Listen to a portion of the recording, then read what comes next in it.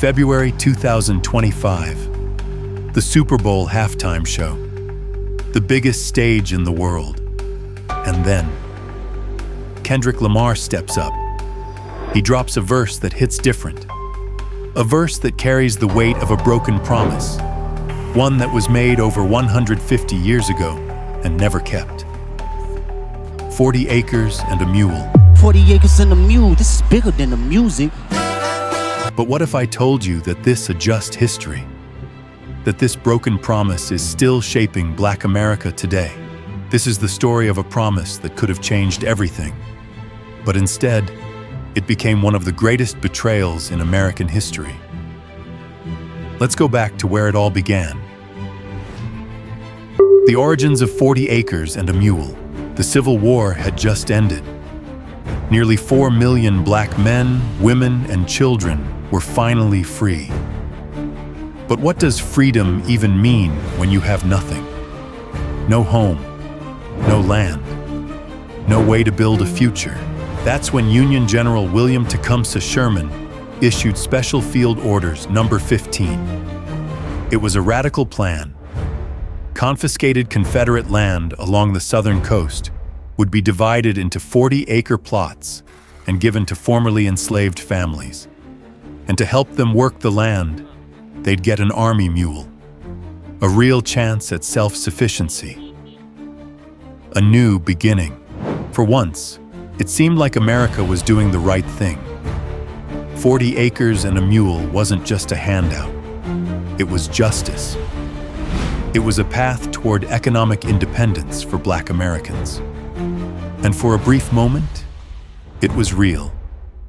Over 400,000 acres of land were distributed to freed Black families. The promise broken.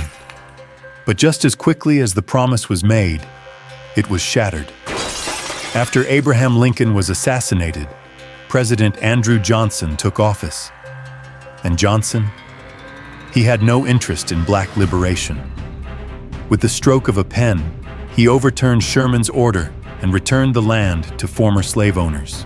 Just like that, the dream of 40 acres and a mule was dead. What happened next? Sharecropping.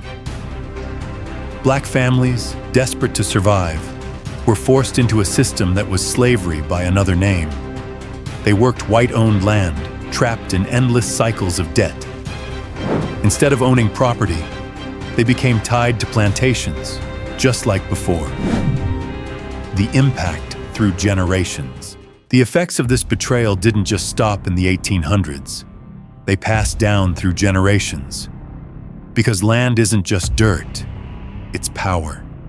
It's generational wealth. By the early 1900s, 14 million acres of Black-owned farmland existed in America.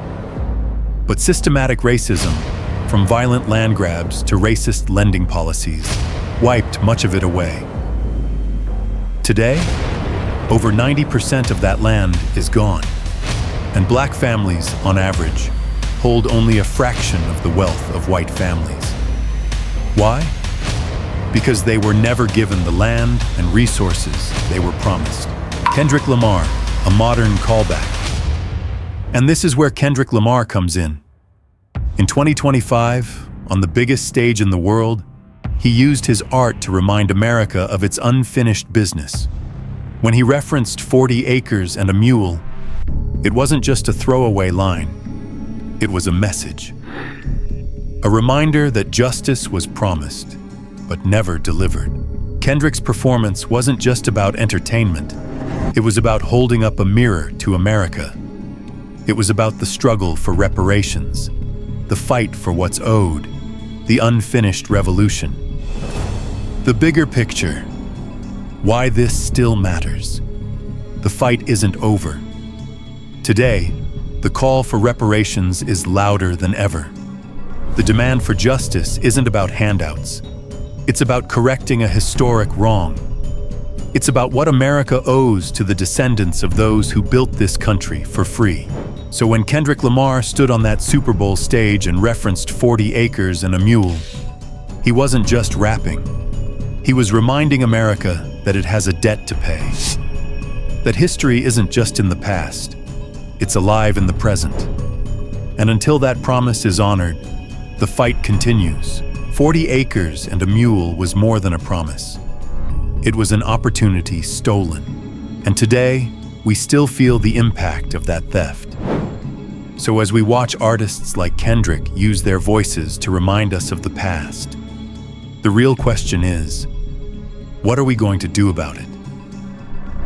Because history doesn't just live in books, it lives in us. And the story isn't over yet. If this story made you think, then act. Hit that like button, share this video, and drop a comment about how we move forward.